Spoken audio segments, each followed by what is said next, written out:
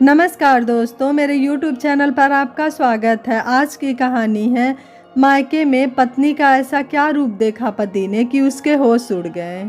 सविता बेहद खुश थी। मायके जो जाना था आज सुबह से जल्दी जल्दी सारे काम निपटा रही थी कि जब वह चली जाएगी तो उसकी अनुपस्थिति में घर वालों को ज़्यादा परेशानी न हो। चूँकि उसका मायका और ससुराल एक ही शहर में था, इसलिए वह मायके में कभी रात बिता नहीं पाती थी। वह कोशिश तो यही करती थी कि सब कुछ ठीक रहे, मगर हर बार कोई न कोई ऐसी बात हो जाती कि उसका मूड खराब हो ही जाता। ईश्वर की कृपा से उसकी सास ठीक थी, पर हर घर में कोई ना कोई शख्स ऐसा होता है जिसकी वजह से दिक्कत तो ज़रूर होती है। उसके घर में उसकी जेठानी इन सब की वजह थी। जब भी सविता मायके जाती, उसकी जेठानी कुछ न कुछ नाटक ज़रूर कर देती, जाते वक्त चाहे लौटने के बाद। जेठानी का मायका काफ़ी दूर था। वो जब भी जाती महीने भर से पहले न लौटती, लेकिन जब सविता को जाना होता तो सब यही बोलते, अरे रुकने की क्या ज़रूरत है, जब चाहे तब चली जाना, मिल आना सबसे। नतीजा यह हुआ कि वो 1-2 दिन भी कभी रुक नहीं पाती और महीने भर तो शायद कभी भी नहीं रुक सकी। आज सुबह भी जब वो तैयारी कर चुकी तो जेठानी ने कहा, कब लौटोगी? दीदी 1 हफ्ते रुकने की सोच रही हूँ, सविता ने डरते हुए कहा। अरे 1 हफ्ता कुछ ज़्यादा नहीं हो गया? अंशु के पेपर भी स्टार्ट हैं, तुम वहाँ रुक जाओगी तो सारा काम मैं अकेले कैसे करूँगी? और फिर काम करूँगी या अंशु की तैयारी करवाऊँगी? देख लो, इस बार 2-3 दिन में लौट आओ, फिर कभी चली जाना तो रुक लेना, जेठानी ने बेरुखी से कहा। सविता का मुँह उतर गया और मन ही मन उसने सोचा, ये फिर कभी तो आने से रहा। उसने सासू जी को देखा और सास सब समझ गई। बोली, जाओ देख लो जैसे तुम्हारा मन कहे, वरना जब मन हो तब आना। वो जानती थी कि सविता लौट ही आएगी।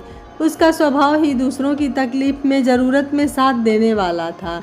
और फिर पति भी कभी उसका साथ न देगा कि घर में किसी को बोल सके कि वो इतने दिन को ही जाएगी। वो औरतें भाग्यशाली होती हैं जिनके पति उनकी तरफ से बोल देते हैं। उसका पति तो उल्टे उसकी ही गलती निकालने लगता है। सविता मायके आ गई, बहुत खुश थी। माँ, पिताजी, भाई, भाभी, छोटी बहन, भतीजी सब खुश होकर खिल से उठे। भतीजी ने तुरंत पूछा, इस बार 1 हफ्ते रुकोगी ना बुआ? सविता ने मुस्कुराकर हाँ कह दी और मन ही मन मायूस हो उठी। अब क्या कहे उस बच्ची से? खैर, उसने जितने दिन मिले हैं उतने दिन आराम से बिताने का सोचकर हर बुरे विचार को झटक दिया। मायका मतलब मस्ती, सुकून और आज़ादी ही है भारतीय बहुओं के लिए। 2 दिन तो बहन और भतीजी के संग शॉपिंग और बातों में माँ के हाथ के पकवानों, तो कभी भाभी के संग बातों की खुमारी में निकल गया। भैया और पापा के आने पर रात को खाने के वक्त देर तक बातें होती रहती। उस पर पतिदेव का फ़ोन न उठा पाए तो उसे टेंशन हो जाती थी कि अब हर वक्त लड़ाई होगी पति से। वो बोलेंगे कि तुम्हें तो फ़ोन उठाने का भी वक्त नहीं है, तुम वहाँ जाकर भूल ही जाती हो सब कुछ। खैर, समय पंख लगाकर उड़ गया। आज तीसरा दिन था। सविता को सुबह से टेंशन थी कि जाए कि न जाए। नहीं जाएगी तो बिना वजह घर में टेंशन होगी, जेठानी का मुंह बन जाएगा। उसने अपने पति को कॉल किया, पूछा तो पति ने तुरंत कहा, 2 दिन तो रह ली हो ना, मन नहीं भरा क्या तुम्हारा? अब हो गया, चली आओ, भाभी को भी यहाँ ज़रूरत है तुम्हारी। पति की बातें सुनकर सविता का दिमाग सन्न हो गया, क्योंकि वरुण उसका पति था, पर कभी उसने अपनी पत्नी के मनोभाव को नहीं समझा, उसके दृष्टिकोण से नहीं देखा, ना ही कभी उसके दर्द को समझा। मायके के प्रति ललक को वह हमेशा गलत निगाह से देखा करता। उसे लगता था कि सविता ससुराल में खुश नहीं है। सविता जानती थी कि पति कभी उसका साथ नहीं देगा, शायद इसीलिए वह मजबूर थी वापस लौटने के लिए। ऐसा क्यों होता है कि पति ही नहीं समझता? अगर पति उसका साथ देता तो क्या वह स्वच्छंद रूप से अपने पिता के घर 1 हफ्ता भी नहीं रह सकती थी? ऊपर से रोज जब भी पति से बातें होती, वह हमेशा व्यंग करते कि और 56 भोग मिल रहा है वहाँ, या तुम्हारा मन भर गया है? यहाँ तो तुम्हें कुछ अच्छा नहीं लगता, वहाँ अपने पिताजी के घर ना तो तुम्हें कोई सुख मिलता है ना सुविधा, फिर भी वहाँ के लिए मरती रहती हो। अब सविता उसे कैसे समझाए? अपना घर होता है और पिंजरा होता तो पिंजरा ही है ना, चाहे वह कितनी भी कीमती धातु से बना हो। अपने घर की मिट्टी की दीवार भी हर लड़की को प्रिय होती है। इन विचारों में उलझी हुई नहाकर कपड़े डालने सविता छत पर गई। तो अपनी बचपन की सखी प्रिया को देखा। वह भी मायके आई थी। दोनों सखियां एक दूसरे को देखकर खिल उठी। छत से ही दोनों ने दूसरे को हाथ हिलाकर अभिवादन किया। भागकर वो नीचे आई, तब तक प्रिया उसके घर का दरवाज़ा खोल रही थी। दोनों ने खुशी से गले मिलकर प्रेम प्रकट किया और फिर वही गले शिकवे, तू मुझे याद नहीं करती, कभी मतलब ही नहीं रखती, एक फ़ोन भी नहीं करती है, वगैरह वगैरह। बातों ही बातों में सविता ने बताया कि उसे आज ही जाना है, शाम को ऑफिस से लौटते समय पति आएंगे और रिसीव करेंगे। प्रिया का मुंह बन गया। क्या यार, 3 साल बाद मिले हैं हम और तू आज ही चली जाएगी? यार मैं जल्दी मायके नहीं आती, जब मैं आती हूँ तो तू अपने ससुराल रहती है। इस बार हम दोनों संजोग से मिले हैं तो तू भागे जा रही है। उसने मुंह फुला लिया। अब क्या बोलूँ यार, मेरा ससुराल लोकल है ना, तो मुझे रुकने का सौभाग्य मिलता ही नहीं। सविता ने उदासी से कहा। हाँ यार, तू लोकल होकर नहीं आ पाती और मैं इतनी दूर हूँ कि इतनी बार चिरौरी करो, रिजर्वेशन कराओ, बच्चों के साथ भी अकेले मत जाओ। कभी किसी को छुट्टी नहीं मिलती तो कभी किसी खास मेहमान का आना हो जाता है। ऐसे में घर की बहू ही अपने जाने आने के प्रोग्राम की कुर्बानी दे, ये मेरे ससुराल की रीत है। और ऐन वक्त पर कोई काम निकाल आना, वगैरह वगैरह, बहुत सारे नाटक हैं। प्रिया ने कहा, ये तेरे ही नहीं मेरे भी ससुराल की कहानी है, पर क्या किया जाए बता भला। अरे तुझे उर्मी याद है? वही उर्मी जो दुबली पतली सी पिछली सीट पर बैठा करती थी, क्लास में जो हर बात में डरती थी, चैप्टर याद करके सुनाने तक में। वो कल मुझे मिल गई मार्केट में। क्या बदल गई है यार, वह शेरनी हो गई है। एकदम जींस टॉप पहने, करीने से बाल कटाए, स्मार्ट सी लग रही थी। और एक हम हैं, बहन जी बन गए हैं ससुराल में। यह ना पहनो वह ना पहनो, सबके खुशी के चक्कर में हम सब ने अपनी सारी खुशियों की बलि चढ़ा दी।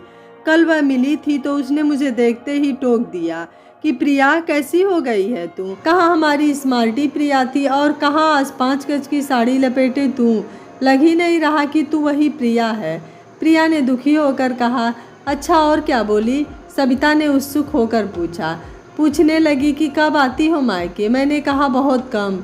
उसने कहा तो आंटी अंकल को ससुराल बुला लिया करो, उनका भी जी बहल जाया करेगा। तो मैंने कहा कहाँ बुलाओ, किसी को बुलाओ, मायके से कोई आया नहीं कि सबका मुंह बनने लगता है ससुराल में। अगर एक से दूसरे दिन रुक जाए तो कोई सांप लौट जाते हैं सबके दिल पर। मैं तो जल्दी किसी को बुलाती नहीं। तो उसने कहा, ये क्या बात हुई? क्या वो तुम्हारा घर नहीं है क्या? वहाँ तुम्हारे घर वाले आकर रुक नहीं सकते? मैं तो ससुराल में बिंदास रहती हूँ, किसी की परवाह नहीं करती। जिसको जो बोलना है बोले, मुझे जो पसंद है मैं वही करती हूँ। ये मत पहनो, वो मत करो, यहाँ मत जाओ, वहाँ मत करो, बोलो मत, हंसो मत। हद है यार, हम कठपुतलियाँ हैं क्या कि सब कुछ उनकी डोर बंधी उंगलियों के हिसाब से करें। मैंने पूछा, उर्मी तुझे किसी से डर नहीं लगता कि लोग क्या कहेंगे, पति क्या बोलेंगे? उसने कहा, लोगों की परवाह मत कर, सबको खुश नहीं किया जा सकता। रही बात पति की, तो अगर वो समझते हैं तुम्हारी खुशी तो ठीक है, वरना उनसे भी ज़्यादा उम्मीद मत करो। पति हमेशा चाहते हैं पत्नी को दबा के रखें और फुल टाइम नौकरानी के जैसे ट्रीट करते हैं। मेरे भी करते थे, पर जिस दिन मुझे लगा अब ज़्यादा हो रहा है, मैं विद्रोह कर बैठी। गर्दन उतनी ही दबाओ जितने में दम न घुटे, सांसी रुक गई तो जीवन ही खत्म। इसलिए खुद को पहले महत्व दो। और सच कहूँ तो सविता, मुझे भी उर्मी की बात सही लगी कि हम सब खुद को भूल ही गए हैं, हमें इन बंधनों से बाहर निकलना ही होगा। सविता मुंह फाड़े गौर से प्रिया के मुंह से उर्मी की बातें सुन रही थी। उसे आश्चर्य हो रहा था कि वो सहमी सहमी सी लड़की इतनी तेज कैसे हो गई। उसे लगा कि मैं ही पागल हूँ, कभी खुद की खुशी को महत्व नहीं दिया। बहुत कुछ चलने लगा उसके अंदर, खौलते पानी में उठते बुलबुलों की तरह। मन में विचारों के बुलबुले उठने लगे। प्रिया ने कहा, तब क्या सोच रही हो यार, जाओगी घर आजी या फिर मना कर दोगी पति को आज शाम आने से? देखती हूँ, कहकर सविता सोच में पड़ गई कि क्या करूँ। प्रिया ने उससे विदा ली और सविता को एक नए मंथन में उलझा दिया। दिन भर सविता कमरे में लेटी रही। अब शाम हो गई थी, पति के आने का वक्त हो रहा था। माँ पकौड़ों की तैयारी कर रही थी और भतीजी उससे चिपक के सो चुकी थी। तभी डोरबेल बजी। शायद पति ही थे जो ऑफिस से सीधा उसको लेने आए थे। और सविता के मन में उठ रहे उलझनों का चक्र अब बवंडर बन चुका था। उसके मन का गुबार अब हलक में जा चुका था, जो शायद कभी भी फूट सकता था। सविता कमरे में बैठी अपने आप से लड़ रही थी कि वो क्या थी और क्या बन गई। वरुण भी आ चुके हैं। काश मैं पहले ही उनको फ़ोन कर देती और मना कर देती। अब क्या करूं? अगर मना किया तो वह नाराज़ हो जाएंगे और सोचेंगे कि मायके में मेरे किसी ने कान भर दिए। एक तो वैसे ही वरुण मायके के प्रति उदासीन थे। यदि उनके दिमाग में यह बात आ गई तो वह खिलाफ़ी हो जाएंगे। जाने क्या क्या सोचती रही कि तभी भतीजी ने आकर कहा, बुआ बुआ फूफा जी आ गए। हाँ आई बेटा, तुम चलकर बैठो। कहकर सविता शून्य दिमाग लिए जैसी थी उसी हालत में बैठक में चली गई और वरुण को देख शांत पड़ गई। वरुण पानी पी रहा था, उसे देखते ही थोड़ा क्रोध में आ गया। ये क्या, सविता तो अभी तक घर के कपड़ों में है, उसे नहीं चलना क्या? वरुण के दिमाग में कहीं से भी यह नहीं आया था कि उसे नहीं चलना और वह मना कर देगी। अब मैं आया हूँ तो झक मार कर उसे मेरे साथ चलना ही पड़ेगा, क्योंकि अब तक यही होता आया था। किंतु इस बार शायद मंथन मन पर भारी हो गया था और उबलते पानी में जैसे ढक्कन को हटा देने की ताकत होती है, उसी तरह से मन के गुबार ने अब होठों से शब्द निकालने का साहस बटोर लिया था। वरुण ने धीरे से कहा, यह क्या है, तुम तैयार नहीं हो, चलना नहीं है क्या? हाँ नहीं चलना है, तबीयत खराब सी लग रही है। तो तबीयत ठीक हो जाएगी, वहाँ क्या जेल में रहोगी? जेल से कम भी तो नहीं। काम करने का मन नहीं होगा तो भी करना पड़ेगा ना, और मेरी हालत ऐसी नहीं है। आप तो कुछ समझते नहीं। छोड़िए, आज मैं नहीं जाऊंगी। क्या कह रही हो सविता, सोच समझ लो। आज अगर तुम नहीं चली तो मैं तुम्हें लेने नहीं आऊँगा, तुम खुद आओगी। माँ पकौड़े की प्लेट लेकर आती दरवाजे पर ठिठक कर खड़ी हो गई। वरुण की आवाज़ सुनकर सोचने लगी, अरे यह क्या हुआ? सविता अचानक क्या बोलने लगी? लड़की के पिता और माँ सदैव अपनी लड़की से यह आशा करते हैं कि वह अपनी खुशियों की तिलांजलि देकर सदैव उनके आत्मसम्मान की रक्षा के लिए सहती रहे सब कुछ। संस्कारों की दुहाई देकर स्वयं माता पिता ही अपनी बेटी को कमज़ोर बना देते हैं कि वह अपने हक के लिए बोल नहीं पाती। कहते हैं ना कि बॉस से बोल दो तो बदतमीज और 100 से सहते रहो तो संस्कारी। माँ अग्नेय नेत्रों से सविता को देखने लगी और बोली, क्या बोल रही हो बेटी? एक तो दामाद जी आए हैं और फिर सही कह रहे हैं वह। अगर तुम्हें नहीं जाना था तो पहले ही बता देती। वरुण सास की बात सुनकर और तन गया कि वह कतई गलत नहीं है।